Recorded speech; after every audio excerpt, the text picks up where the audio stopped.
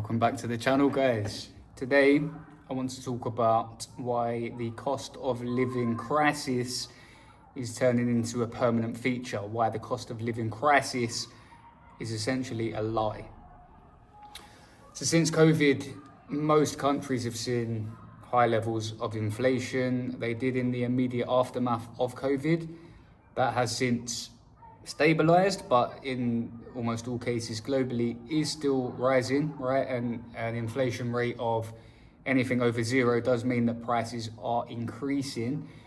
Fortunately, they're not increasing at the rate that they were in many countries, around 10% in the year or so after COVID, but they are still increasing nonetheless. So we hear this term consistently now in the media. It's kind of embedded itself into the public consciousness, which is the cost of living.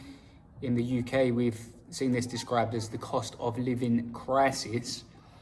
This crisis, guys, is becoming a permanent feature.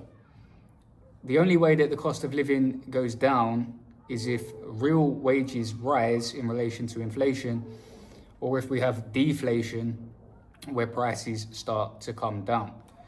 So shareholders have got comfortable with these new profit levels. You can see many examples of different firms in different areas, in different industries, recording record levels of profit, particularly since 2020 and since the aftermath of COVID.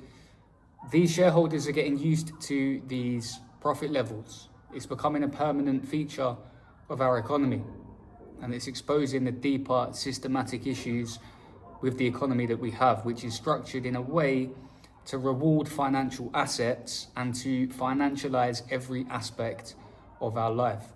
So essentials that we need for living, education, we need heating, we need food. These things have been commodified. These things have been price gouged in many cases.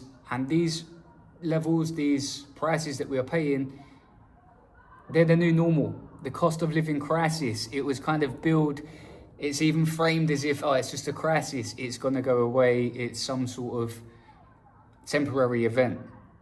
As I said, guys, unless we have deflation, prices coming down, or a real increase in wages, then the cost of living is not going to get any lighter for the average person. It can do, as we've said before on this channel. Economics is a social science. It's about what we want to collectively build. It's also largely about power dynamics and who has the power in society. At the moment, if we're divided, then that power is not with us. If we educate, if we learn, if we demand more, then that power can come back with us, as it did post-World War II in a post-war consensus. I would like to see cost of living come down, bills come down. How do we do that? We need to look at things like public ownership of utilities. How do we bring down housing costs? We need to look at massively increasing the supply of housing. Yes, I'm talking about mainly the UK, but this applies pretty much globally. So just to recap, the current cost of living crisis, it's not really a crisis, or certainly not a temporary one. It's becoming a feature of the modern day economy. And unless we change it, it's a feature that is going to remain.